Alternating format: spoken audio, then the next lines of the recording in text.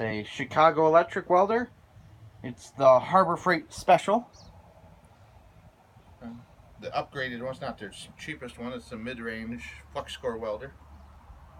And it's supposed to be good enough to do body panels and other light welding jobs. So we're going to see. Alright, so we got the welder out of the box. Here's the gun itself. Looks like we got to put the tip in it. And brass tip with a wire feed mechanism. Or copper tip maybe, I guess. Something else down at the bottom here. Some sort of shield. Plastic shield, yes. Is that face shield? Yeah, that we have to assemble. Oh, okay. Maybe this is probably the glass for the face shield or something then.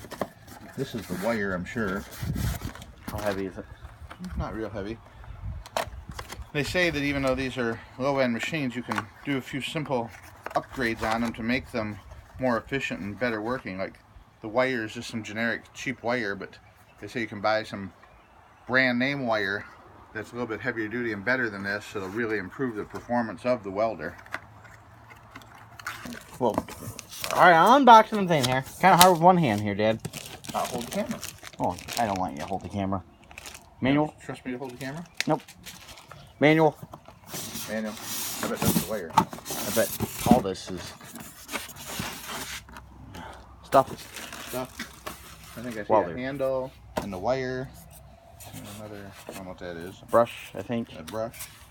Yep. Alright. Let's get her out. I have no idea what this is. Tips, I think, to the welder. Is it? Maybe. I don't know. This is the glass for the face mask that came with it. A what? Welding guide, how to weld. Is that your mask, Dad? This is my new deluxe welding mask that was included in the kit. Is that snap-on? Snaps together in plastic. It sort of snaps together. One of the little retainer pins didn't go in all the way. And then the glass shade drops in through here. And then you get ready to touch your weld bead. And you do this real quick and touch it. Oh my God. It's not bad. But you only let you have one hand while you're welding because there's no face strap or anything. You can also use it to look at eclipses with too. Look at that. You can see an eclipse if it was happening. Alright, so we're going to try to install the spool here of wire. And I've never done this before, so... It looks like it's pretty self-explanatory. Alright. Have you unwrapped the spool yet? Yeah, it's right here. Alright. Now it should have a thing that says this side up. Place spool. I imagine the yellow label goes up. Place spool on spindle so that it unwinds counterclockwise. So you got an tensioner. Alright, right there. Couple turns so it doesn't fall apart. Alright. Alright. Then the feed knob needs to be taken right off. Now. Okay, counterclockwise, like backwards. Take it right off. Whoa. You sure about this? Not that, leave that one alone. I know, but Unscrew that one. look at this. Like, what? Hey, there we are. We got the wire. Wonderful, wonderful. Time to test something. This is your ground wire. You clamp this onto somewhere to ground what you're actually welding on. You can see it's a small jumper cable type connection clamp. People online have said that these work a lot better if you remove this clamp and replace it with a solid brass welder's clamp. I think it would probably be good enough for like floor panels in cars and like rust repair and stuff like you did on the F-150. Okay, so we showed you how to start the welder up, you know, put the wire through it.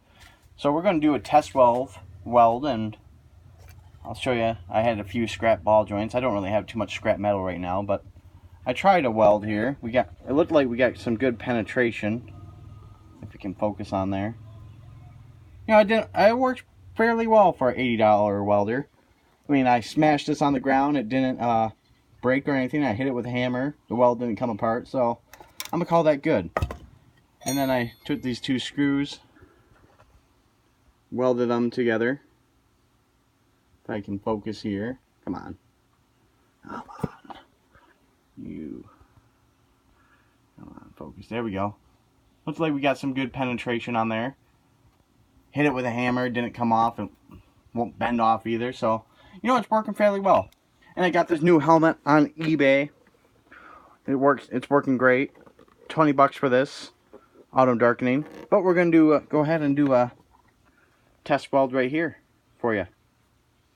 I'm going to weld this inner tie rod and this bolt together just to test it. Don't have too much scrap metal laying around here right now.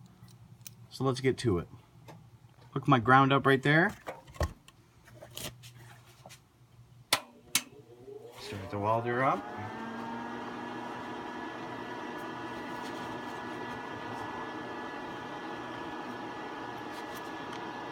Go ahead.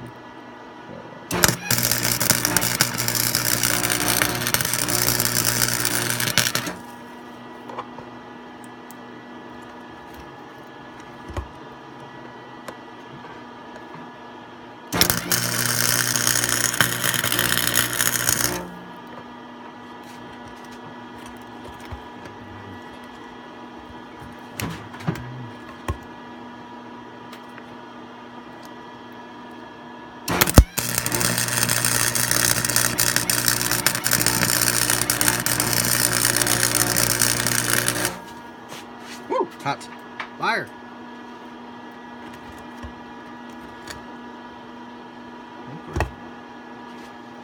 Begin the weld. Let's see.